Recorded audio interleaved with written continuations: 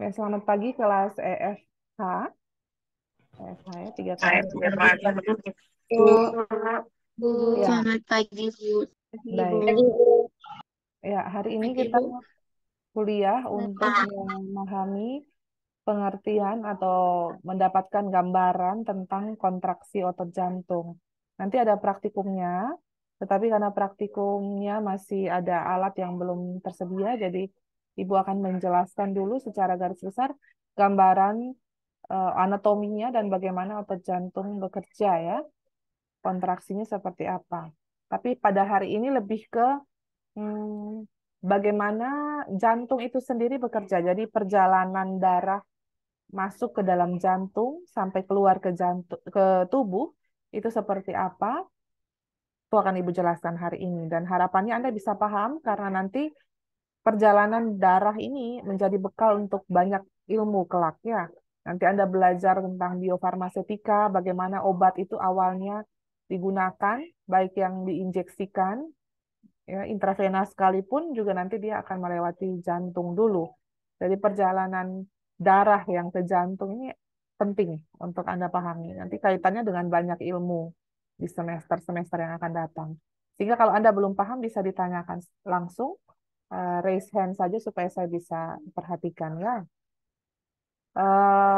Baik, saya akan share screen dulu. Ibu akan share mengenai anatominya terlebih dahulu ya.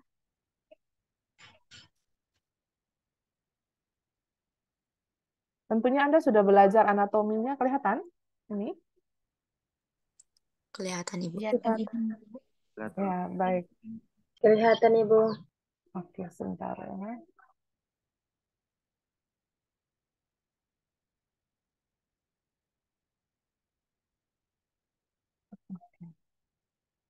Saya tutup dulu yang ini. Cukup jelas ya, semoga ya gambarnya. Ya, Anda sudah belajar tentang anatomi jantung di teori, mungkin dengan Pak Dokter Cliff atau Dokter Majid ya, Pak Majid. Ini kurang lebih gambaran jantung ya. Jantung itu letaknya di mana? Kelas EF, nah? Ada yang tahu jantung? Ya, siapa yang menjawab? Ada yang bisa? Jantung letaknya di mana? Alia, silakan.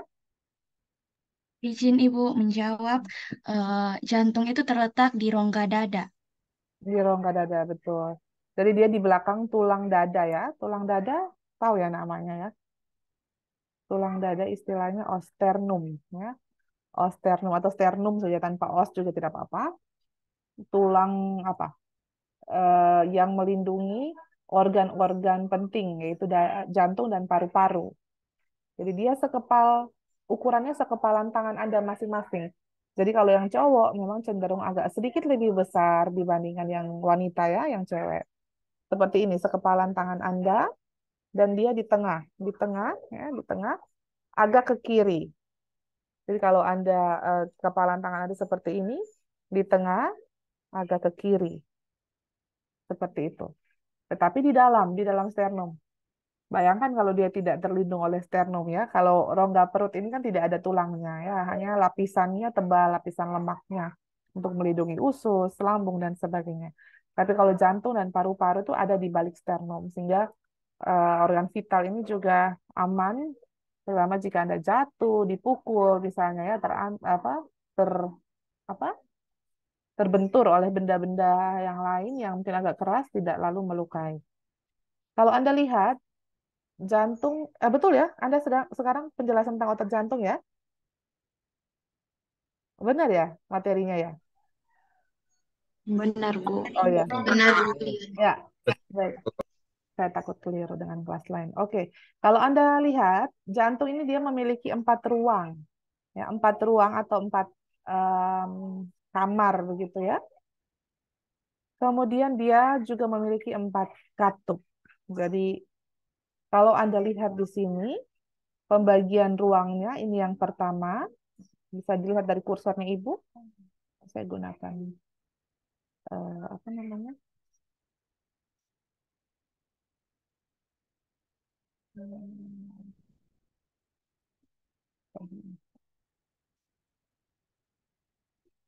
Di sini ya, ini yang pertama, ruang pertama, kemudian ini ruangan yang kedua.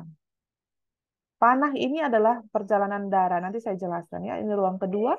Ruang yang ketiga ada di sini. Kelihatan warna merah spotlightnya. Ini ruang yang keempat. Ya, seperti itu. Nah, ruangan pertama dan ketiga ini namanya sama. Apa kira-kira? Ada yang tahu? Ada yang tahu ruangan pertama dan ketiga? Sudah belajar kan teorinya? Ayo kelas EFH. Ada yang bisa? Serambi, Ibu. Ya, siapa yang jawab? Serambi, Ibu. Dorcas, Ibu. Dorcas, Serambi, betul. Yang ruang pertama dan ketiga itu Serambi bahasa Indonesianya ya, atau kita kenal dengan istilah atrium.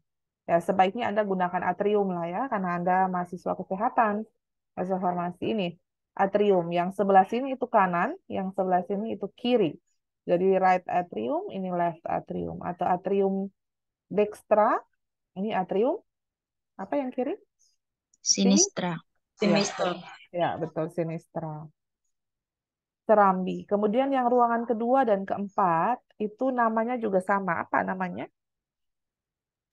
Bilik. Ventricle. Ventricle atau bilik, benar. Bilik itu kan kamar ya. Kalau Anda bayangkan saja Anda bertamu ke rumah orang kan tidak langsung masuk ke kamarnya. Tidak sopan ya. Mampir dulu di serambinya, baru masuk ke dalam ruangan yang lebih pribadi. Misalnya kamar mau belajar bersama dengan teman, atau kamar makan mau makan bersama, ya, kamar keluarga gitu ya. Jadi ini serambi. Serambi ini di awal, seperti rumah, seperti itu. Bilik lebih ke dalam. Ventricle. Ventricle kanan, ventricle kiri. Setiap kali Anda belajar tentang anatomi, Anda harus perhatikan gambar organnya itu sedang menghadap ke Anda ya. Sedang berhadapan dengan Anda, di depan Anda. Sehingga yang sebelah sini itu sebelah kanan. Yang ini sebelah kiri. Bisa ya? Jadi ini kanannya orang itu. Kanannya organ itu. Kanannya si manekin itu. Yang ini bagian kirinya. Nah, kalau Anda perhatikan, ada 4 katup di sini. Katup ini ya yang ada terbuka sedikit di sini. Di sini 2, kemudian yang ini 3, kemudian yang ini 4. Namanya yang pertama itu ada di sini. Jadi saya langsung saja katup trikuspid. Ya. Kenapa trikuspid? Dia punya 3 valves ya. Nanti ada di kalau videonya saya putar, mungkin Anda bisa kelihatan. Kemudian yang ini namanya katup pulmonal atau pulmonary valve. Nah, ini ya. Pulmonal itu karena dia mengarah ke paru-paru. Ya, paru-paru kan pulmonal ya. Pulmonary. Kemudian katup yang ketiga yang ini. Dari serambi kiri, atrium sinistra ke ventricle sinistra yang ini. Namanya mitral. Mitral valve ini.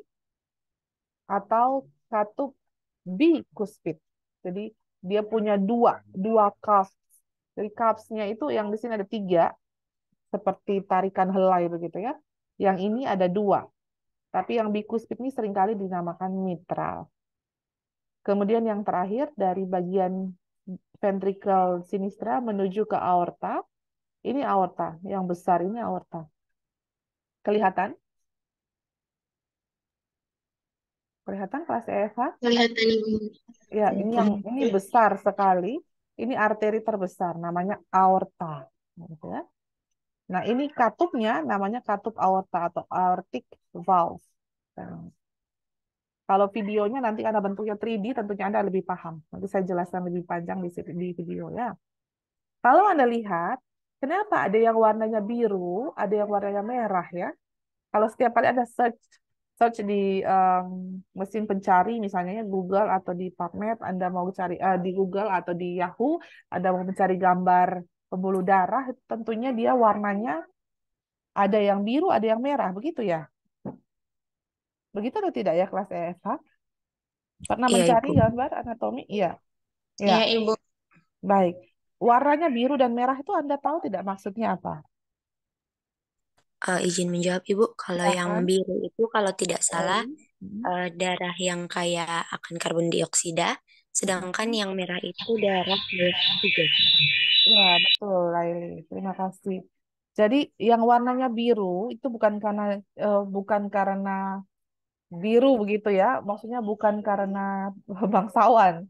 Sebagian bangsawan, sebagian bukan. Ya, tapi itu kaya akan CO2.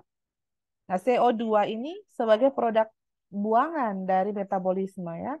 Produk buangan dari metabolisme di mana, Ibu? Di setiap sel tubuh Anda dan saya. Jadi setiap sel tubuh kita ini kan butuh energi. Kalau tidak ada energi, kira-kira bisa tidak dia berkontraksi? Kira-kira bisa tidak dia melaksanakan fungsinya? Beregenerasi dan sebagainya. Sel tanpa energi bisa dia bekerja? Tidak, Ibu. Tidak. Ibu. Ya, Anda Tidak. mungkin ya, baik. Anda mungkin sudah belajar di SMA, di sekolah dulu, untuk terjadi pembakaran atau metabolisme itu Anda butuh apa? Gas apa? Kan sel supaya dia bisa bekerja, supaya dia bisa beregenerasi, dia butuh metabolisme ya, pembakaran, dia butuh energi. Nah, untuk pembakaran atau untuk metabolisme tadi dia membutuhkan gas apa ya? Sel, masih ingat? Gas CO2, Ibu. Gas. Kalau CO2 tadi hasil metabolisme, buangan. Tapi kalau Anda gambar reaksi kimia, dia ada di sebelah kanan karena hasilnya CO2. Ini yang sebelah kiri. Kiri. Dia membutuhkan oksigen. Oksigen yang kita hirup sehari-hari itu kira-kira larinya kemana? Larinya ke sel. Jadi setiap kali Anda bernafas kan kita menarik oksigen kan ya? Kita kalau bernafas menarik oksigen, menghembuskan, apa yang dihembuskan saat Anda bernafas? CO2 Ibu. Betul, Ibu. betul, CO2. Nah, CO2 tadi asalnya dari metabolisme sel. Jadi setiap kali sel kita membutuhkan energi pembakaran untuk melakukan setiap aktivitasnya itu dia mengambil yang namanya oksigen dan glukosa, karbohidrat ya. Karena dia butuh makanan. Dia butuh makanan untuk bisa menghasilkan energi. Nah, makanan ATP dan sebagainya termasuk kalau ada kontraksi otot, Anda sudah belajar kontraksi otot eh, rangka dan otot polos ya. Otot skeletal dan otot polos itu kan membutuhkan energi juga, ada ATP di situ ya. Kalau masih ingat, aktin miosinnya bisa saling berikatan karena ada bantuan dari ATP.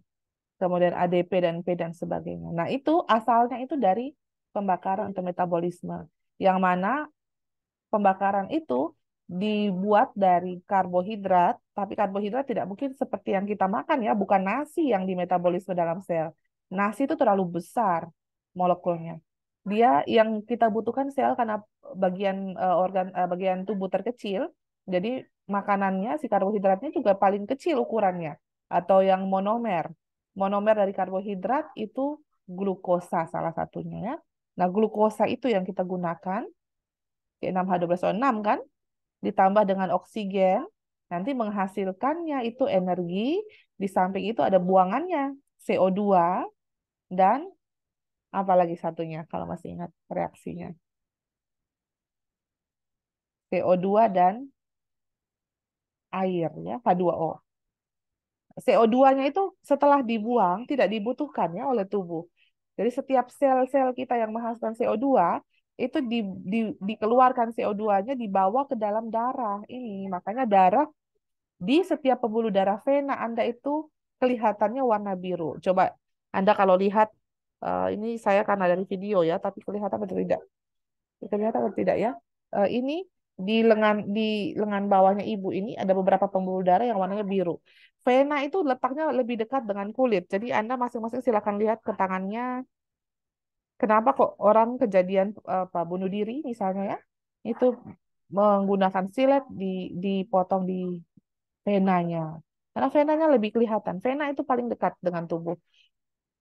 Suntikan obat yang diberikan oleh perawat atau dokter, itu juga di pembuluh darah vena kan. Bukan arteri juga ada intraarteri, tapi sedikit sekali obat yang diberikan intraarteri. Karena sulit. Arteri itu letaknya lebih dalam. Sulit kita lihatnya. Mencarinya itu sulit. Tapi kalau vena yang warna biru-biru ini, itu yang membawa CO2 tadi ya. Vena dari ukuran terkecil sampai yang besar. Nah, vena yang paling besar tuh yang ini. Kelihatan? Ini yang kelihatan ya. Ya, warna biru yang bagian atas namanya vena cava superior. Ya. Yang bagian bawah namanya vena cava inferior. Inferior tuh artinya di bawah. Superior lebih tinggi di atas. Superman, supernatural kan di atas rata-rata ya, di atas normal. Ini superior di atas, inferior di bawah. Nah, vena yang paling besar ini namanya vena cava ini, dia menerima darah dari berbagai vena-vena yang lebih kecil. Jadi vena yang paling kecil, yang halus-halus di tangan di mana-mana itu ya, seperti tangannya ibu ini, nanti dia pergi ke vena yang lebih besar, jadi dari venola vena sampai ke vena cava. Vena cava itu hanya dua, yang superior membawa atau menerima darah dari seluruh bagian tubuh di atas jantung, kemudian yang inferior nanti yang di bawahnya, gitu ya. Kalau Anda mau sambil mencatat boleh, tapi ini sudah direkam jadi bisa disaksikan nanti Ibu unggah ke YouTube ya. Di sini. Dari head and upper extremity. Jadi dari kepala dan bagian tubuh bagian atas. Termasuk lengan atas gitu ya. Leher dan sebagainya. Kalau yang ini dari trunk. Trunk itu badan. Badan yang tengah kita ini kan secara garis besar kepala, trunk, head, trunk, lalu extremities. Trunk itu badannya dari sini ke bawah sebelum di pangkal paha situ ya. Jadi yang kaki dan tangan itu masuknya extremities. Yang lower itu yang kaki, yang upper itu yang bagian atas tangan, gitu ya. Jadi dia membawa darah darah yang penuh oksigen, maaf CO2 tadi masuk ke mana? Kalau dari gambar berarti dia singgah duluan di mana? Kira-kira kelas EF kan? Dari gambar? Serambi kanan, Ibu. Betul. Ini ibu, maaf ibu tidak bisa kelihatan yang menjawab karena tidak di raise hand ya, tetapi ya itu di serambi kanan, betul. Kalau lihat dari gambarnya kan yang bagian kanan-kanan ini warnanya biru ya. Warnanya biru karena apa? Dia membawa darah yang kaya CO2. Jadi masuknya ke sini dulu, serambi kanan atau atrium dextra. Ini ya, lihat alirannya. Jadi baik dari vena cava superior maupun vena cava inferior, inferior masuknya yang ini, panah bawah, superior masuknya yang ini. Masuk dulu ke serambi kanan atau atrium dextra, pindah ke ventricle dextra lewat katup tricuspid. Ini dia pindahnya. Dari sini masih kayak CO2 ya, warnanya masih biru. Dia belum diganti antara CO2 dan oksigennya. Lalu pindah ke sini. Ini namanya pembuluh darah arteri pulmonal. Arteri pulmonal yang ini, yang warnanya biru ya. Ada ke kiri dan ke kanan, karena dia ke paru-paru. Ke paru-paru kiri dan kanan. Informasi, kalau Anda mungkin sudah belajar di teori, semua pembuluh darah yang keluar dari jantung itu kita kenal dengan istilah pembuluh darah arteri. Gitu ya. Arteri itu keluar dari jantung. Tidak mungkin arteri itu masuk ke jantung. Sudah dari sananya begitu diciptakan dan dinamakan dari awal itu yang keluar dari jantung namanya arteri. Termasuk yang ini, yang paling besar ini kan kita kenal dengan istilah aorta. Aorta itu arteri yang besar. Gitu ya. Kalau tadi vena yang besar kan vena cava. Kalau ini bukan arteri cava tapi aorta, arteri yang paling besar ini. Nah, semua pembuluh darah yang masuk ke jantung, yang arahnya menuju jantung itu namanya vena. Yang paling besar vena cava. Nanti ada lagi vena yang namanya vena pulmonal yang ini. Ada 4 ya, ini kelihatan di sini. Pulmonary veins. 1, 2, 2 di kanan, 2 di kiri. 2 di kanan, ini 2 di kiri. Gitu ya.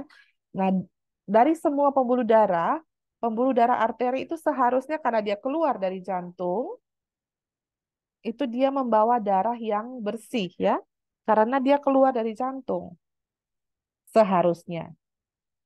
Yang warnanya merah. Semua pembuluh darah arteri membawa darah bersih, kecuali satu, kecuali ini, arteri pulmonal atau arteri pulmonalis. Warnanya biru kan, artinya dia membawa darah kotor. Kotor dalam hal ini bukan kotor yang bagaimana ya, tapi kotor dalam hal ini karena dia kaya CO2, bukan O2, gitu ya. Ya. Jadi semua pembuluh darah arteri membawa darah apa tadi? Kayak kan oksigen. Fadila? Ya, kayak akan oksigen, betul. Semua betul betul. Pembuluh darah arteri membawa darah kayak oksigen, ada kecualinya ya. Kecuali arteri pulmonalis yang ini. Pokoknya yang menuju ke paru-paru itu dia berkebalikan dengan yang lazim. Lazimnya kan arteri bawa darah bersih. Kecuali arteri yang menuju paru-paru namanya arteri pulmonal. Kenapa Ibu dia membawa darah kotor kok warna biru ini? Karena arteri pulmonal dia keluar dari jantung. Tapi dia keluar dari jantung bukan ke seluruh tubuh. Dia keluar dari jantung ke paru-paru. Paru-paru ini lungs ya. Jadi di sini tuh sebenarnya kalau ada gambarnya lagi ini paru-paru kiri dan kanan. Paru-paru itu tempat pertukaran gas. Jadi yang menuju ke paru-paru tentunya darahnya masih mengandung CO2, belum bersih. Gitu ya. Jadi CO2 yang ini tadi kan dia hanya lewat di serambi dan bilik. Lalu dia apakah sudah jadi kayak oksigen? Belum. Dia berubah, ditukar antara CO2 dan O2-nya itu di paru-paru di sini di alveolus namanya ya, yang kantung-kantung seperti anggur itu. Di situ dia ditukar. Makanya waktu Anda bernapas, kita bernapas menghirup oksigen sampai di alveolus, dia bertukar posisi, ditukar gasnya itu dengan CO2 yang dari jantung tadi. Bisa dipahami kelas EFH? Kalau bingung, tolong ya. Kalau bingung, bisa raise hand ya. Sehingga arteri pulmonalis membawa darah kotor. Karena dia membawa darah yang kayak CO2 untuk dibersihkan di paru-paru, di alveolus. Kalau sudah kalau sudah bersih, maaf, kalau sudah bersih dari paru-paru kanan dan kiri, kan semua pembuluh darah yang masuk ke jantung tadi namanya vena ya. Dia masuklah ke jantung kembali ke serambi kiri atau atrium sinistra lewat pembuluh darah namanya vena pulmonalis yang ini. Dua di kiri, dua di kanan. Sehingga semua pembuluh darah vena itu membawa darah kotor, kotor dalam hal ini darah yang kayak CO2 begitu ya. Kecuali yang masuk ke jantung dari paru-paru. Karena dia bawa darah yang sudah kayak oksigen. Gitu. Bisa? Dari semua pembuluh darah, vena, Ibu ulangi, membawa darah kotor yang kayak CO2. Kecuali yang masuk ke sinistra, atrium sinistra, karena dia berasal dari paru-paru. Bisa ya? Anda lihat di sini kan vena malah warnanya merah. Kok arteri malah yang biru. Tadi sudah paham ya maksudnya, karena mereka berdua gas itu bertukarnya di paru-paru. Sehingga kalau dia keluar dari jantung, meskipun keluar dari jantung, tapi belum ditukar dengan oksigen, jadi darahnya masih kotor. Sampai di sini ada pertanyaan? Sebelum Ibu lanjutkan? Kalau tidak, Ibu lanjutkan ya. Ya. Setelah dia masuk ke atrium sinistra yang kiri, ini darahnya sudah kayak O2 ini. Dia sudah siap untuk diedarkan ke seluruh tubuh. Karena tadi Ibu sudah bilang seluruh tubuh dari organ ya, dari sistem organ dulu, kemudian organ, kemudian jaringan sampai ke sel itu butuh yang namanya oksigen untuk metabolisme. Nah, oksigennya dari sini, dari paru-paru tadi. Setelah dari sini dia pindah ke bilik kiri atau ventricle sinistra. Kemudian dari ventricle sinistra dia pindah ke aorta. Ini dia aortanya bukan yang ini ya. Ini masih pembuluh darah arteri pulmoner. Aortanya yang ini. Yang ini tembusannya ini. Jadi aorta tuh dia melingkari si ini karena di gambar ini seolah-olah jantungnya itu dipotong dari atas ke bawah. Jadi Anda bisa kelihatan bagian dalamnya. Begitu ya? Bisa ya? Jadi ini aorta. Aorta ada 3 cabang ke seluruh tubuh. Seperti itu. Ya. Kalau Anda lihat di sini, mungkin sudah diajarkan oleh Pak Dr. Cliff atau Pak Majid juga, Ini otot jantung, kan kita belajar kontraksi otot jantungnya. Otot jantung tuh yang ini, yang ini. Coba kalau kita potong, ambil irisannya sedikit ya. Ternyata dia terdiri dari 3 lapisan. Endokardium, itu yang paling dalam, dekat dengan darah. Paling dalam, dekat. Paling dalam artinya dia akan bersentuhan dengan darah ya. Miokardium, otot jantung yang di tengah. Dan perikardium itu yang paling luar. Ini perikardium. Nanti sepertinya ada di video juga. Jadi endokardium, miokardium, perikardium. Perikardium sendiri itu ada 3 bagian. Ada epikardium, parietal perikardium, dan satunya apa ini? Fibros perikardium. Seperti itu. Sampai di sini ada pertanyaan? Apa sudah bisa dipahami? Bisa dipahami atau tidak kelas EFH? Nanti ada di sini apa namanya? Potensial aksi ya, grafik untuk pergerakannya serabut Purkinje. Serabut Purkinje pernah dengar ya? Purkinje fiber.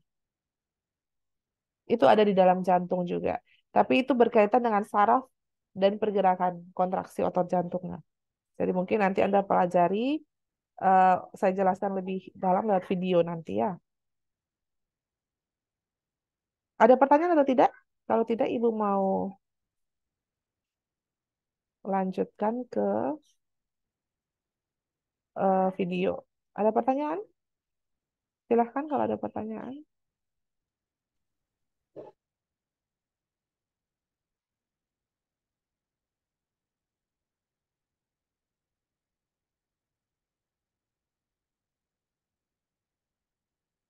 Tidak ada ya?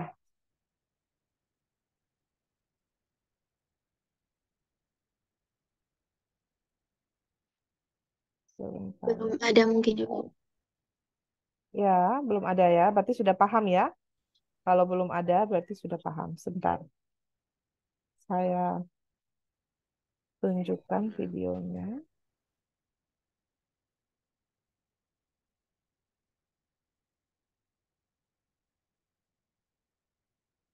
The heart is a muscle about the size of your fist. It lies behind and to the left of your breastbone.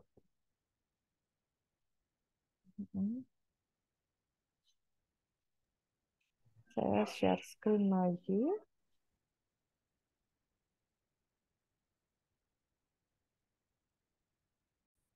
Apakah videonya terlihat? Terlihat Terlihat, Ibu. Ya, nanti Ibu. ya Ibu akan play videonya. Kemudian ini saya ambil dari YouTube ya, dari pengajaran tentang bagaimana jantung itu bekerja dan dia versi 3D. Kenapa saya gunakan ini? Karena ada bagian yang mana dia menunjukkan, kalau Anda masih ingat, Ibu bilang kalau otot polos kan kontraksinya dipengaruhi oleh 5 hal ya. Potensial aksi, ya kan, obat, kemudian hormon, kemudian ada yang namanya pacemaker. Pacemaker atau seperti kalau Ibu selalu umpamakan atau Ibu selalu berikan apa namanya, gambaran, itu dia seperti genset. Jadi listriknya dihasilkan sendiri. Meskipun tetap dikirim pesannya dari saraf pusat, tapi dia dikirimnya tanpa Anda harus sadar atau tahu begitu. Itu yang pacemaker tadi. Yang kelima, kalau otot polos kan stretching ya. Dengan stretching Anda bisa, otot polos Anda bisa berkontraksi, otot polos kita. Tapi kalau jantung, itu dia potensial aksi dan juga ada yang namanya pacemaker juga. Nah, pacemaker itu di sini di video ini digambarkan dengan baik. Dia gambarkan nodus atrioventrikular dan sinoatrialnya itu bagus, sehingga saya bisa menjelaskan ke Anda dengan lebih baik juga. Jadi kalau Anda mau, saya akan kirimkan ya, Ibu akan kirimkan videonya. Ini tidak usah Anda cari dari YouTube. Saya akan kirimkan lewat Sipen. Ada beberapa kelas yang sudah Ibu kirimkan, jadi Anda bisa pelajari juga ya. Sebentar. Kita mulai. The heart is a muscle about the size of your fist. Sebentar. Sebelum Ibu lanjut, suaranya terdengar atau tidak ya? Dengar Ibu. Terdengar, Bu. Terdengar ya. Baik. It lies behind and to the left of your breastbone or sternum. The purpose of the heart is to pump blood through blood vessels, arteries, and veins to all Nah, itu jantung kita ya. Tadi dia sudah bilang letaknya di dalam sternum, ya. Kemudian dia letaknya di tengah sebesar kepalan tadi seperti yang Ibu sudah jelaskan. Seperti ini. Jadi kalau dari seperti 2 dimensi saja begini, tanpa kita lihat 3D, dia seperti lidah. Semacam lidah gitu ya. Ini kelihatannya.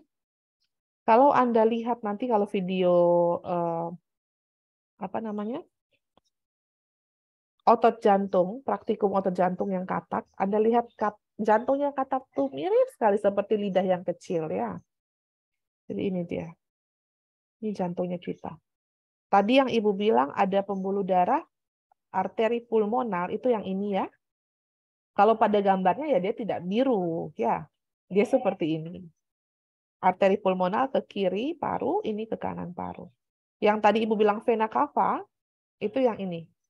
Ini yang superior, nanti inferiornya dari bawah. Kelihatan ya? Kelihatan ya kursornya ya? Kelihatan, Ibu. Baik. Kelihatan. Ya, soalnya Ibu tidak bisa lihat gambarannya, tertutup oleh video. Yang ini itu pembuluh darah vena pulmonalis. Jadi vena yang masuk ke paru tapi yang bawa darah bersih tadi. 2 di kiri, 2 di kanannya tertutup. Kalau dari sini ya. Ya, yang ini itu yang aorta tadi, besar. Oke, kita lanjut. parts of your body. The inside of the heart is divided into Nah, ini bagian dalam, sama persis seperti tadi video gambar yang Ibu ambil dari Guyton. Ini dibagi 2, dibelah dari atas ke bawah, ya, secara vertikal, ditunjukkan. Yang tadi yang warnanya biru kayak CO2 yang seperti ini, kelihatan. Yang warnanya merah kayak O2 yang seperti ini. Begitu ya. Jadi yang ini tadi yang namanya, apa tadi namanya yang ini?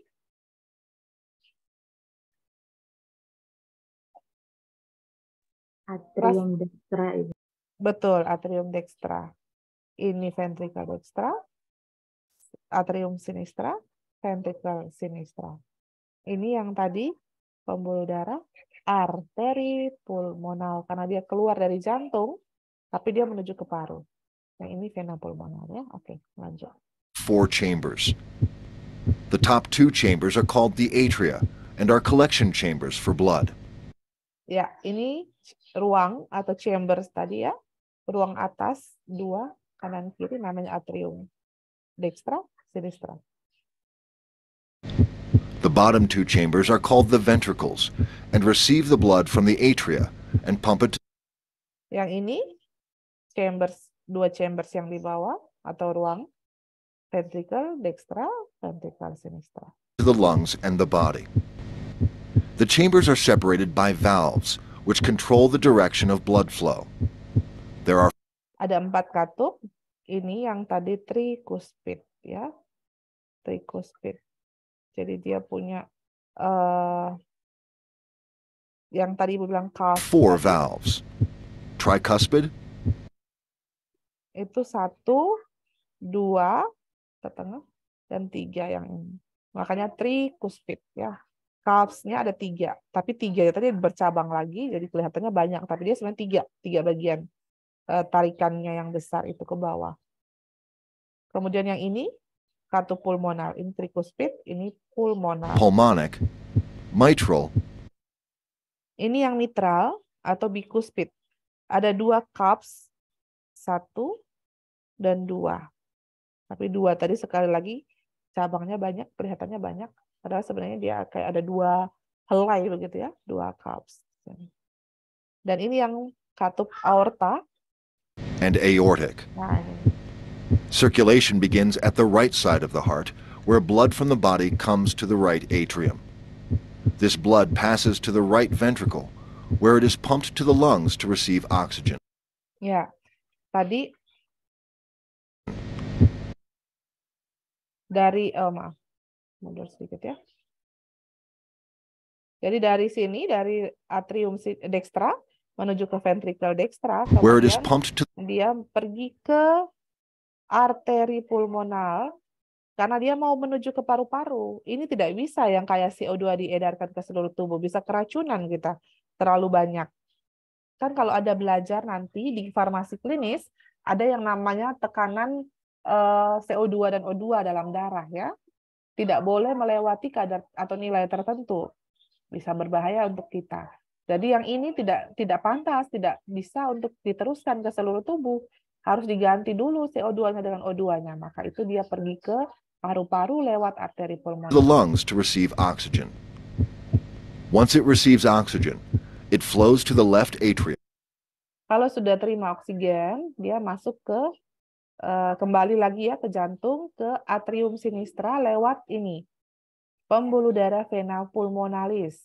2 yang dari kiri, nanti 2 dari kanan juga. And then to the left Kemudian dari atrium sinistra dia menuju ke ventricle sinistra lewat mitral. Kalau dia menuju ke seluruh tubuh lewat pembuluh darah aorta ya. Dia ini katup aorta. ventricle, where it is pumped to the aorta and the rest of the body. Ya. Ini aorta tadi Ibu tunjukkan ada 3 cabang ya, 1 2 3. Nah, mungkin Anda bertanya-tanya kalau jantung memompa darah bersih ke seluruh tubuh, lalu yang mana darah bersih itu isinya oksigen ya, nantinya akan diisi juga oleh sari-sari makanan tadi, glukosa tadi, karbohidrat dalam bentuk monomer, dan lain-lain, sel darah dan sebagainya. Lalu jantungnya itu sendiri makan atau tidak, Ibu? Kan seluruh tubuh tadi membutuhkan oksigen dan glukosa untuk metabolisme. Diedarkan oleh jantung memompa darah ke seluruh tubuh. Otot jantungnya sendiri seperti apa? Otot jantungnya juga butuh makan ya. Jadi dia juga butuh oksigen, dia juga butuh glukosa. Karena itu ada namanya pembuluh darah arteri yang membawa darah bersih tadi ke seluruh otot jantung. Namanya arteri koroner. Arteri koroner. Mungkin Anda pernah dengar penyakit jantung koroner, atau mungkin malah keluarga Anda ada yang mengalami sakit jantung koroner. Itu berarti arteri koroner, arteri di jantungnya itu mengalami masalah, dan biasanya adalah penyumbatan ya, penyumbatan oleh lemak dalam hal ini atau oleh sel darah, keping darah, trombus, sehingga darah itu tidak bisa lewat dengan leluasa lewat dari pembuluh darah arteri koroner ke seluruh sel jantung, sehingga ada bagian otot jantung, sel jantung yang mati karena kekurangan oksigen atau nutrisi, gitu ya. On the right side of the heart, the tricuspid valve separates the right atrium and the right ventricle, allowing blood to enter the ventricle but not flow backwards to the atrium. Ya, jadi pentingnya 4 katup ini apa sih? Yang trikuspid, setiap kali dia membuka, maka darah dari atrium dextra ini akan pindah ke ventricle dextra, tapi tidak bisa kembali, gitu ya. Jadi dia ada untuk memungkinkan aliran satu arah dari atrium ke ventricle dextra. Begitu juga kalau yang pulmonal dari ventricle dextra ke paru-paru dan seterusnya, gitu ya. Blood flows through the pulmonic valve to go to the lungs. On the left side of the heart, the mitral valve separates the left atrium and the left ventricle. Blood flows from the left ventricle to the aorta through the aortic valve and to the rest of the body. Arteries carry blood with oxygen and other nutrients through. Nah, tadi Ibu bilang bahwa ada yang namanya arteri koroner. Ini arteri koroner ya, kelihatankah tidak dari Anda ya? Ini kelihatan? Yang ini kiri dan yang ini kanan. Kelihatan kelas Eva? Yang kanan itu dia ada 2 cabang nanti ya. Throughout the body. Veins take blood back to the heart, which Ini dia bilang aorta atau arteri bawa darah dari jantung ke seluruh tubuh, sedangkan vena dari seluruh tubuh masuk kembali ke jantung. pumps it to the lungs to be oxygenated. The heart arteries, coronary arteries, provide oxygen and nutrients to the heart muscle. The right coronary artery supplies blood to the bottom and the back of the heart. Nah, ada 2 tadi kan, arteri kanan dan arteri koroner kanan dan arteri koroner kiri. Yang kanan itu yang tadi dia barusan tunjukkan, yang ini ya.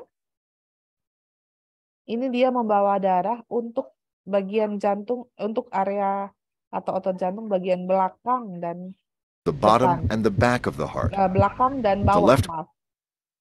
Yang kanan tadi bawa bagian belakang dan bawah jantung. Jadi dia bawa darah bersih yang kaya akan oksigen dan juga glukosa tadi ke bagian bawah jantung dan belakang jantung. Yang arteri koroner kiri itu ada 2 cabangnya.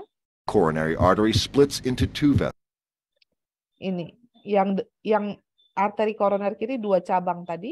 Yang ini untuk dia bawa darah yang kaya O2 dan juga nutrisi untuk area jantung bagian depan. Yang ini bagian depan, yang ini bagian kiri. One branch supplies blood to the front of the heart. The other branch delivers blood to the left side of the heart. An electric system transmits signals throughout the heart Nah, to control it. ini sekarang kita sudah bicara tentang pacemaker ya. Jadi ada yang namanya semua kontraksi, sama seperti yang Anda sudah pelajari di kontraksi otot rangka, juga kontraksi otot polos, butuh yang namanya potensial aksi. Tidak ada listrik, tidak bisa terjadi kontraksi. Begitu prinsipnya.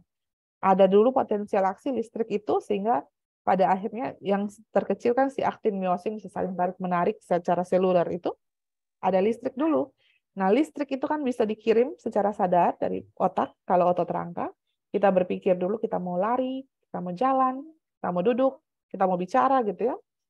Sedangkan kalau otot jantung dan otot polos, ada aliran listrik karena dia sistem sarafnya, sistem saraf. Apa sistem sarafnya, masih ingat tidak?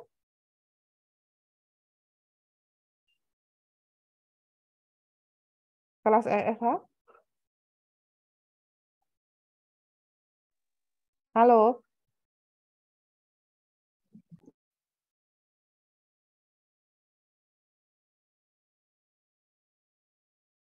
Ayo, kelas EFH. Sistem sarafnya apa nih?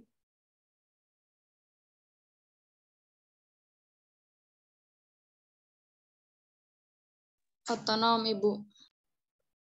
Ya, betul. Sistem saraf otonom ya.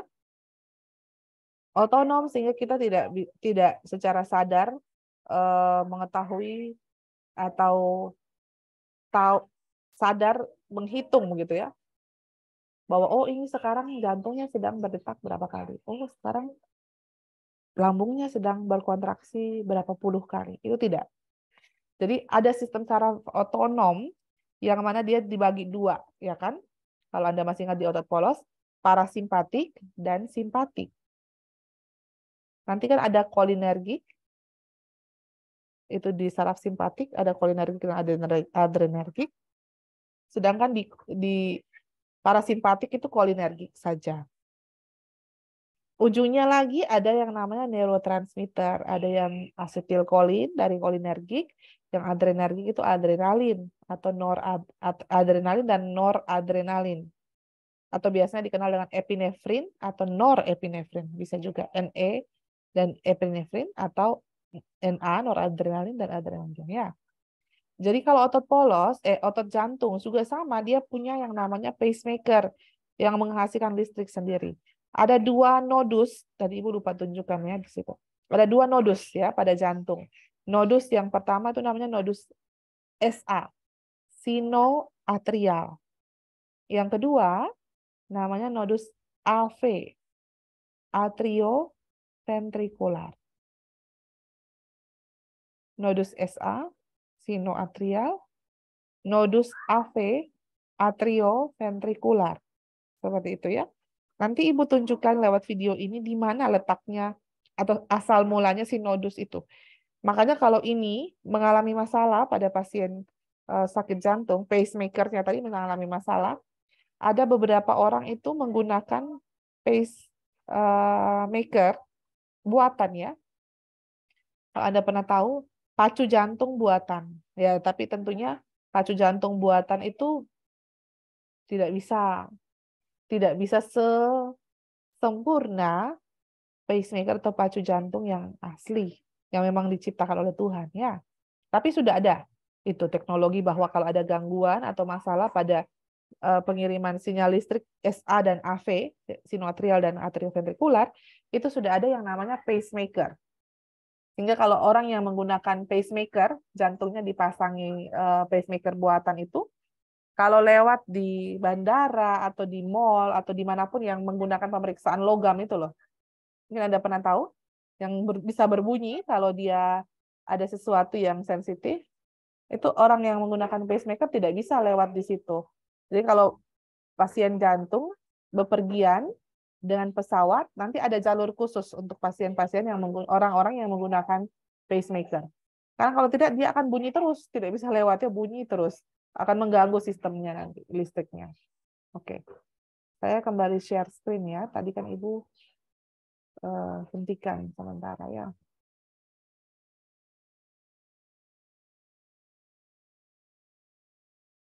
Sudah terlihat ya?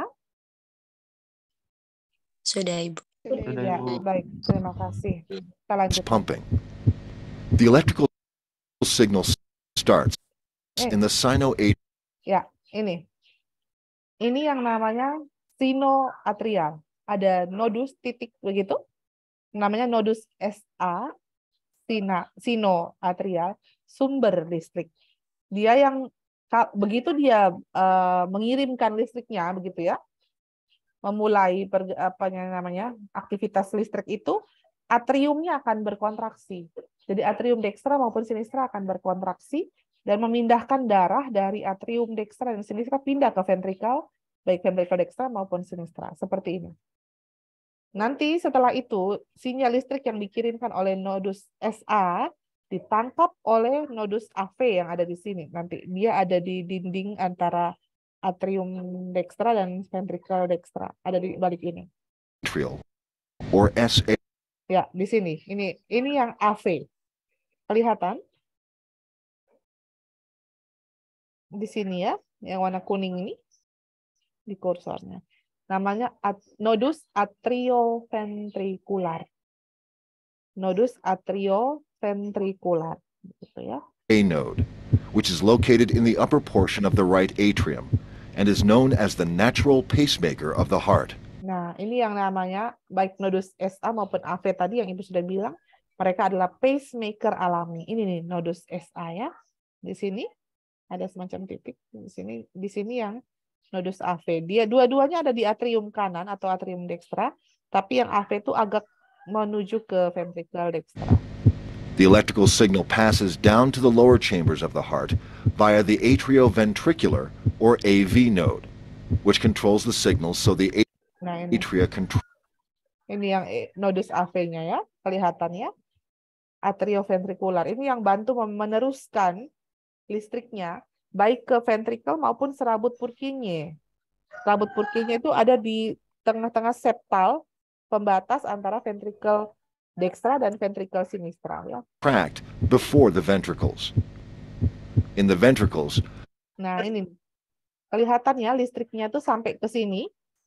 Sehingga seluruh ventrikel ini baik yang dekstra maupun sinistra bisa berkontraksi dan memindahkan darah dari ventrikel dekstra ke paru-paru lewat arteri pulmonalis, dari ventrikel sinistra ke seluruh tubuh lewat aorta. Gitu ya. Ini kok bisa lewat sini seluruh bagian jantung bawah? Karena ini ada lagi yang namanya serabut Purkinje. Tadi kalau gambar pada Guyton, buku Guyton yang tadi Ibu jelaskan anatominya itu, dia ada gambar grafik Purkinje fiber, serabut. Itu Pathways carry the signal throughout the muscle so that they contract at the same time to pump blood to the lungs and through the body. Ya, seperti itu. Oke. Seperti itu. Ada pertanyaan kelas EFH?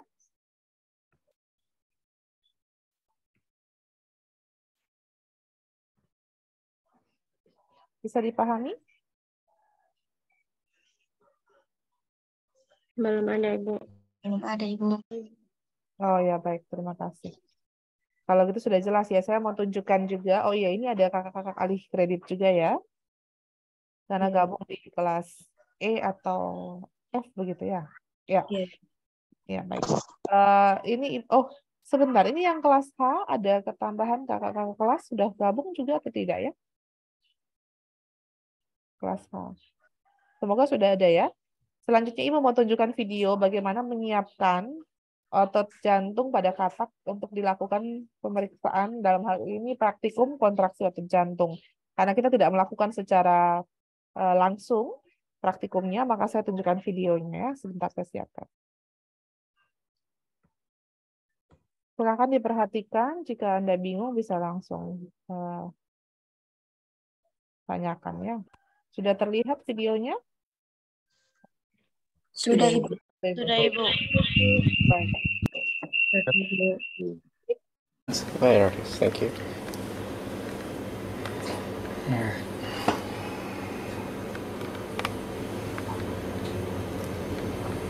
Suaranya terlihat ya, terdengar ya. Bentar ya, Tante masih mengajar.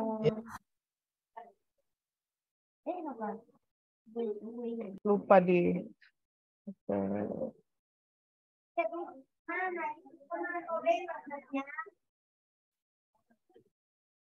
Sudah terlihat ya?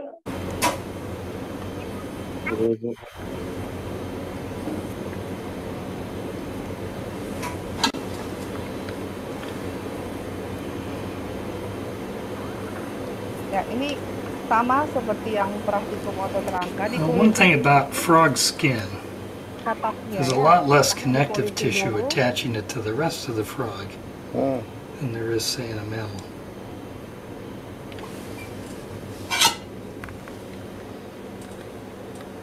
Dikuliti semua kulitnya, yang bagian perut ya, bagian area depannya. Nanti Anda ingat-ingat, coba ini dorsal atau yang mana? Dorsal apa?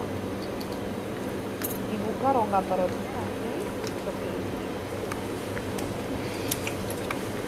Ini kataknya difiksir ya, di papan.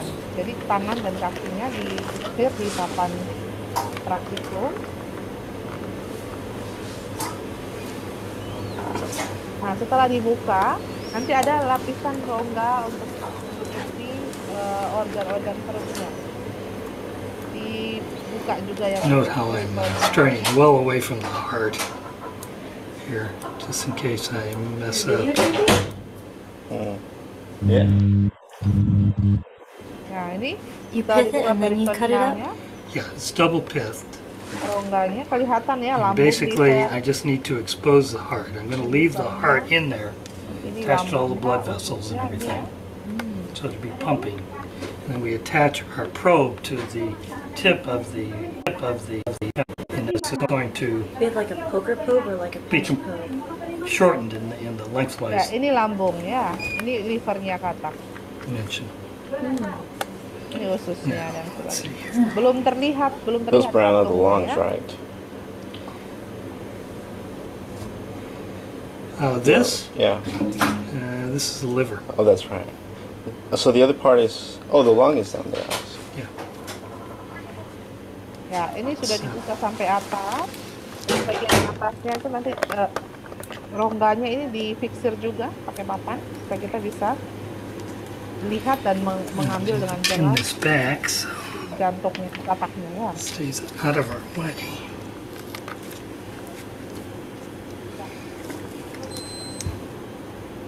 Nah, karena jantung kataknya kecil, kita hanya gunakan satu jari, sedapat mungkin tidak disentuh. Sedapat mungkin kita tidak sering menyentuh otot jantung katak. Kenapa? Karena kalau terlalu banyak disentuh, nanti gampang terjadi yang namanya fibrilasi ya. Ada salah satu penyakit jantung, nanti kalau Anda belajar di semester 5, 6, 7 ya, ada namanya penyakit jantung itu atrial fibrilasi. Itu fibril yang ada getaran yang berlebihan atau naik turun di atriumnya. Jadi si gelombangnya nanti jadi berubah. Ada yang namanya gelombang jantung, kalau Anda mungkin pernah lihat di video atau di gambar-gambar kedokteran kan gitu, ada gelombang jantung namanya PQRST ya, gelombang PQRST seperti itu. Kalau atrial fibrilasi, penyakit irama getaran jantung yang berbeda itu yang tidak normal bisa berubah gelombang PQRST-nya. Begitu. Kita tidak boleh terlalu sering menyentuh otot jantungnya kalau praktikum. Tapi ini kan Anda tidak bisa praktikum karena alatnya belum lengkap ya.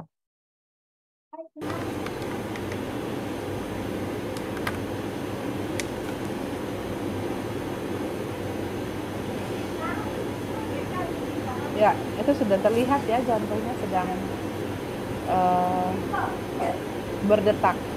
Ini dia gunting eh, lapisan pelindungnya.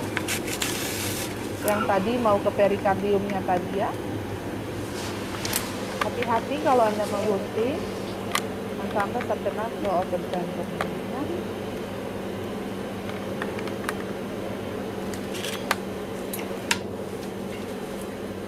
Nah, ini ya otot jantungnya ya. Ya, kelihatan? Kelas EFH kelihatan ini? Kelihatan Ibu. Ya, Kelihatan Ibu. ya, tadi kan Ibu bilang dia akan seperti ini, lidah ya. Ya, betul. Ini. Seperti itu. Oke.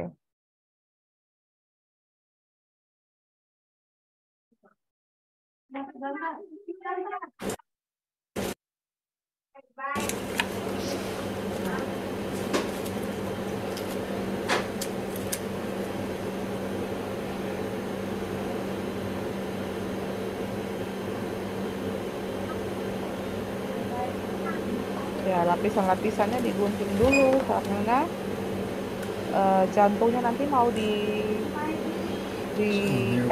ke There's our jarum heart. yang berhubungan dengan kemografnya nanti ya. Cylinder huh? Ya. Stomach. Ini sudah dipercepat. Just for like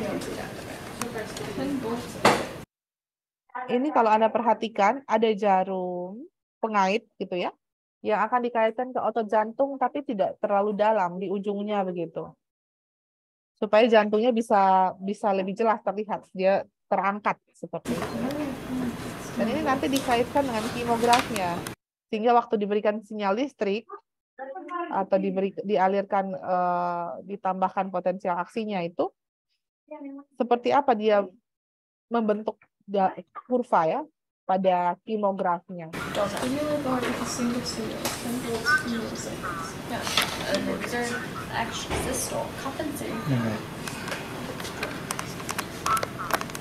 Nah, bapaknya. I'm glad I recorded myself saying that. Wow. saying what? It's not just a frog. It's our frog. All right, let's see here. Where's the ringers? Ingat, karena dibuka organnya harus selalu ditetesi dengan cairan ringer laktat juga supaya tidak kering, sama seperti otot polos, sama seperti otot rahang. Oh, yeah. It's the full one.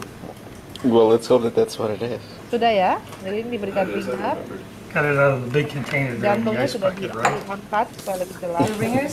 Yeah. Where'd Oh, you get mean it the out of sodium, that? the One by the So- sink, sodium Okay, there's hydroxide? some, the cold one. yeah, there's some, if you need cold, there it is. I thought you were supposed to use room temperature. Yeah, I think you use both. Yeah, yeah, The one you use yeah, both. yeah, you're gonna be using both. Nanti percobaannya Just kan grab the room temperature. dia tidak menggunakan listrik dari luar sih, maaf ya. Ada diberikan cairan obat juga yang diteteskan kan, yang dari modulnya. Jadi ini seperti ini Anda lihat. Ini dikaitkan elektrodanya juga untuk bawa potensial aksinya. Kemudian bagaimana kalau ditingkatkan, diturunkan, bagaimana kalau diberikan cairan yang lain, diganti ya, ini otot jantungnya. So it's just beating off of reflex, the ventricle? Because it No, doesn't it's even look beating like... reflex. Stimulation from the sympathetic nervous system.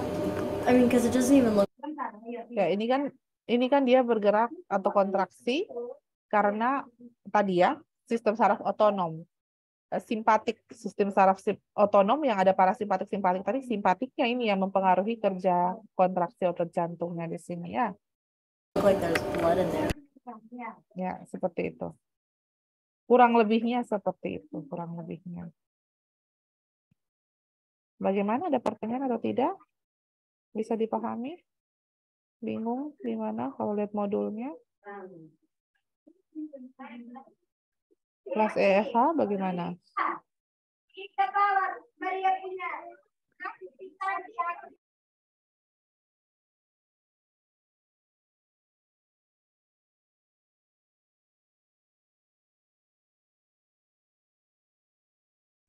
Bagaimana kelas EFH bisa dipahami? Bisa Ibu. Bisa Baik. Ya, baik, Pak Girisam.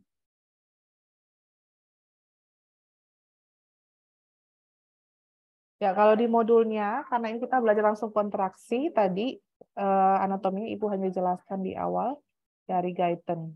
Ya. Yang ini Anda lihat di modul kita bicara tentang heart rate. Saya selalu tekankan berkali-kali, hati-hati antara heartbeat dan heart rate ya. Heartbeat itu detak jantung. Heart rate detak jantung per menit.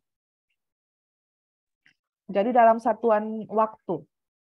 Rate seperti laju kalau Anda berkendara dan sebagainya kan ada satuan per menit. Jarak per waktu, jarak per jam ya. Kilometer per jam kalau berkendara. Kalau jantung dalam kerjanya otot jantung, heartbeat detak jantung, heart rate detak jantung dalam satuan waktu. Satuan waktunya di sini menit. Ya. Biasanya kita yang normal dalam kondisi tidak aktivitas berat, saya duduk, Anda duduk mendengarkan atau kita jalan ringan dan sebagainya, itu heart rate-nya di antara 60 sampai 100 detak per menit. 60 sampai 100 detak per menit, tetapi ada di angka sekitar 70 sampai 80.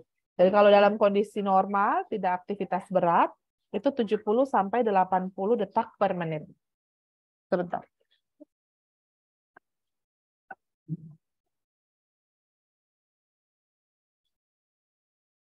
Ya. Kemudian kalau anak-anak, detak jantungnya saat istirahat lebih naik karena memang dia organnya belum sematang, sebagus pada dewasa ya. Jadi suhu detak jantungnya per menit akan lebih besar. Kalau aktivitas kita meningkat, Anda berjalan cepat, Anda berlari, Anda marah, ya, itu dia akan meningkat juga detak jantung per menitnya. Bukan hanya olah fisik atau latihan fisik, tapi juga ketegangan emosional. Anda sedih, menangis, marah, takut, cemas, gitu ya, itu akan meningkat. Meningkatnya kalau dia ada di normal sekitar 70 sampai 80, dia bisa naik ke 90, bahkan bisa lewat dari 100 per menit detaknya ya. Nah, kalau di atas 100 detak per menit untuk waktu yang lama dan tidak normal, maksudnya Anda sudah kembali pun, Anda sudah beristirahat pun dia masih di atas normal, masih di atas 100 detak per menit, itu kita kenal dengan istilah takikardia. Takikardia artinya detak jantung per menitnya lebih tinggi dari 100 detak per menit.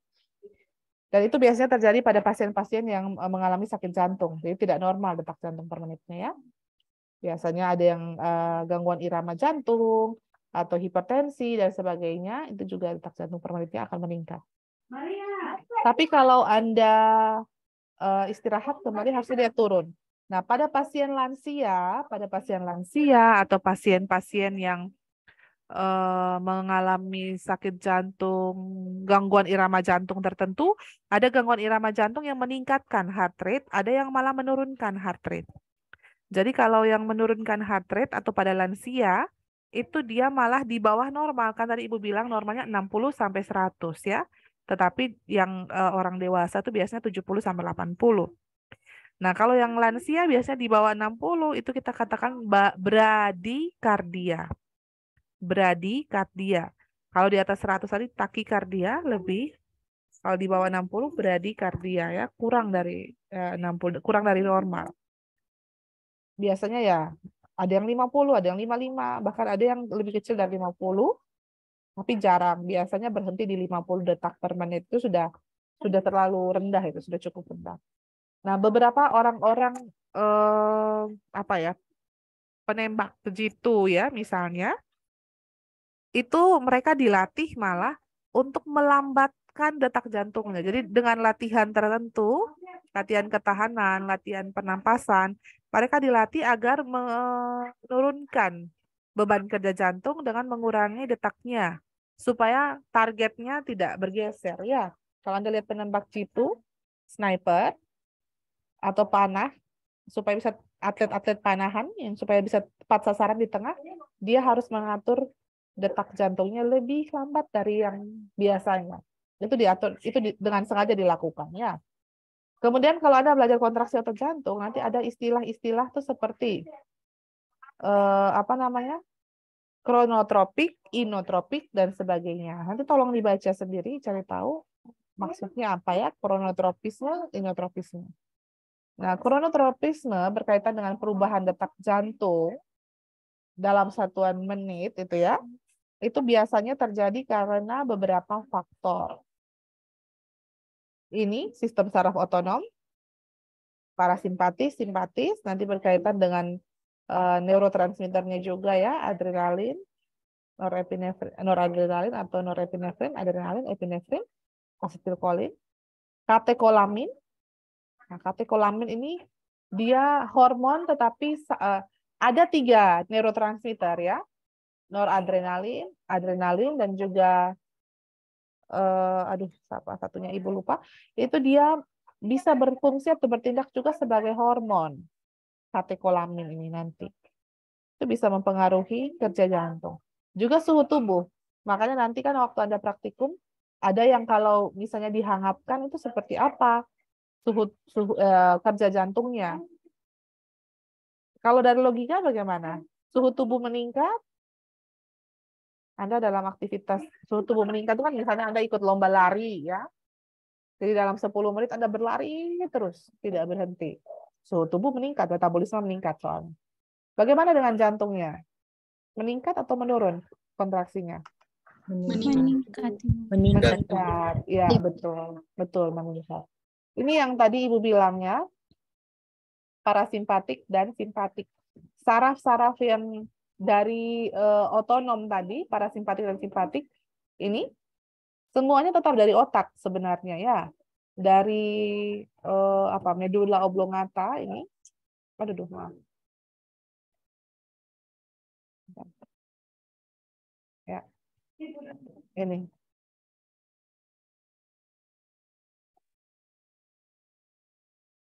Dari otak di sini ada pengaturnya di sini untuk kemoreseptor dan cardioregulatory center di medula oblongata ya. Ini. Jadi saraf simpatik dan parasimpatiknya itu yang mempengaruhi jantung supaya bisa bekerja. Dia ini epinefrin, norepinefrin, adrenalin tadi ya atau epinefrin. Ini pengaturan. Ini nodus SA yang tadi pacemaker alami. Ada satu nodus AV tapi tertutup di sini. Dia kan lebih ke atrium yang menuju ke ventricle di sini ya. Ada karena saraf parasimpatik dan simpatik tadi berkaitan dengan pengaturan suhu, pengaturan senyawa kimia ya. Jadi ada baroreseptornya dan kemoreseptornya. Nanti Anda baca lagi berkaitan dengan kerja dari saraf. Saya pikir sudah dijelaskan di teori. Jadi tinggal diperdalam saja di praktikum. Begitu ya. Kalau Anda lihat di sini berkaitan dengan beban kerja jantung atau kita kenal dengan volume darah yang keluar dari ventricle sinistra, ventricle kiri, itu kita kenal dengan istilah stroke volume. Ya. Stroke volume itu yang keluar dari ventricle kiri atau ventricle sinistra. Cardiac output bisa dikatakan juga seperti itu. Cardiac output yang keluar dari jantung, venous return yang masuk kembali ke jantung. Idealnya cardiac output yang keluar dari ventricle sinistra dan yang masuk atau venous return yang masuk ke atrium dextra itu sama volumenya. Idealnya seperti itu ya. Tetapi karena ada satu dan lain hal, bisa jadi ada peningkatan pengisian ventricle saat venous return atau peningkatan cardiac output saat ventricle sinistra memompa darah ke seluruh tubuh. Ada yang namanya mekanisme atau hukum Frank Starling, silakan Anda baca. Frank Starling ini dia bilang ketika pengisian ventricle meningkat, baik ventricle dextra terutama yang sinistra yang kiri, itu peningkatan volume darah akan melebarkan dinding ruangan ventricle itu sendiri. Jadi tadinya kan ventricle belum ada darah nih. misalnya ya, masih agak kempis misalnya ya, biasa. Waktu darah pindah dari atrium, baik dekstra maupun atrium sinistra ke ventrikel, dekstra maupun sinistra, Ibu naikkan di atas ya. Nah, ini waktu darah dari atrium dekstra menuju ke ventrikel dekstra ini, maupun yang atrium sinistra ke ventrikel sinistra. Waktu dia belum memindahkan darahnya, ini biasa saja. Waktu darahnya masuk, darah itu akan mengisi seluruh ruang. Anda bayangkan balon itu ya. Kalau sudah diisi air, darah, itu kan dia akan berkenaan atau akan mengisi ke berbagai sudut ruangan dari ventrikel itu sendiri. Jadi melebarkan. Dari semakin darah itu banyak terisi dalam ventrikel, maka kekuatan untuk mendorong darah dalam ventrikel itu keluar, baik dari ventrikel dekstra berarti dia ke paru-paru, atau ventrikel sinistra dia ke seluruh tubuh, itu semakin besar. Kekuatannya atau dayanya itu semakin besar. Ini. Jadi Starling itu, Frank Starling tadi dia bilang, kalau pengisian ventrikel meningkat, volume darah juga meningkat, melebarkan dinding ventrikel, dan hasilnya ventrikel berkontraksi lebih kuat. Gitu ya. Jadi stroke volume-nya lebih besar. Kalau darahnya makin banyak. Seperti itu. Ini yang praktikumnya, silakan. Nanti kan Anda sesuaikan. Anda baca, kemudian jawab pertanyaannya. Nanti beberapa pertanyaan mungkin tidak bisa dijawab langsung karena Anda tidak melakukan praktikumnya. Ya, nanti jantungnya akan diteteskan ringer yang sudah dihangatkan. Makanya nanti Anda butuh termometer ya, 40 derajat, tidak lebih tinggi. Karena kita setinggi-tingginya kita demam, infeksi itu kan ya 39-40 derajat. Seperti apa nanti kondisi jantungnya? Harusnya dia meningkat. Tadi kan kontraksinya Anda bisa lihat langsung nanti. Kemudian kalau adrenalin dan asetilkolin seperti apa? Kalau diberikan asetilkolin, diteteskan asetilkolin, jantungnya berkontraksi atau tidak? Diteteskan adrenalin, jantungnya berkontraksi atau tidak? Seperti itu. Praktikumnya seharusnya seperti itu. Jadi sama seperti tadi, kalau jantungnya sudah disiapkan, dikaitkan dengan kimograf, nanti kalau diteteskan adrenalin, bagaimana? Dia kontraksinya lebih cepat kan? Kurvanya pada kimograf lebih cepat juga. Lebih dekat jaraknya. Sedangkan kalau diteteskan asetilkolin bagaimana? Jadi Anda baca teorinya seperti apa seharusnya kalau asetilkolin atau adrenalin mempengaruhi jantung. Kalau otot polos Anda sudah tahu, pilokarpin obat, kemudian asetilkolin dan adrenalin untuk neurotransmitter, pilokarpin dan kemarin kita gunakan sulfasatropin ya sebagai obat. Pengaruhnya bagaimana? Yang ini jantung seperti apa? Seperti itu saja mungkin ya.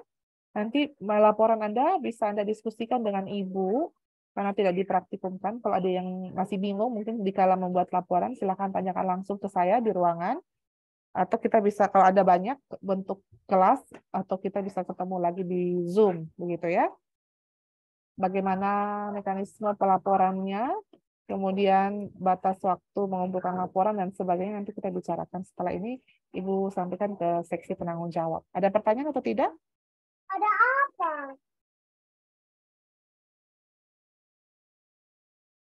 Silakan Elda. Izin bertanya terkait materi tadi, Ibu.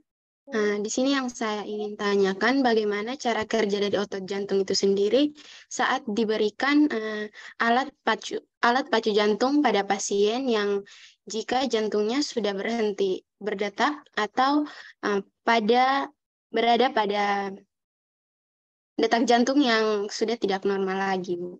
Sekian dari saya, Bu. Terima kasih. Oh, baik. Jadi, Elda mau bertanya kurang lebih kalau sudah dipasangkan pacemaker, gitu ya? Bagaimana pacemakernya bekerja untuk mempengaruhi si jantung berkontraksi, seperti itu? Tadi maksud pertanyaannya begitu ya? Iya, Ibu. Baik, sebenarnya ini bagiannya dokter ya. Ya, karena apoteker tidak melakukan pemasangan pacemaker dan sebagainya. Tetapi Ibu coba, dan juga ada ahli-ahli kesehatan lainnya yang berkaitan dengan penggunaan alat bantu medis. Tapi Ibu coba menjelaskan ya. Jadi dia kan seperti apa ya? Ya genset seperti itu ya. Dia biasanya dikenal dengan istilah pacemaker atau pulse generator. Jadi nanti ada seperti generator pengatur listrik